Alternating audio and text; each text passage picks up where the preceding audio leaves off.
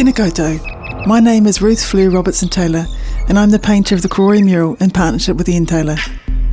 It was humbling to be trusted with this big, brutalist wall. We found an amazing group of Karori residents in the steering committee.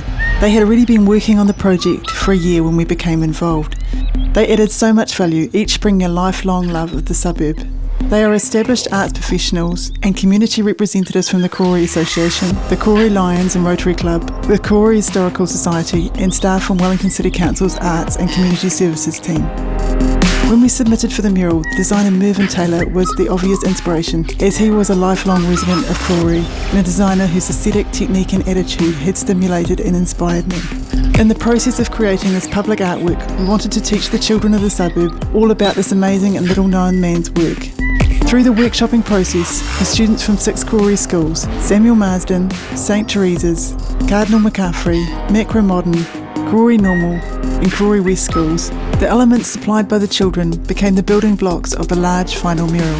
The site is on a busy road and we wanted the large shapes to be dynamic, to work visually with the movement of the traffic.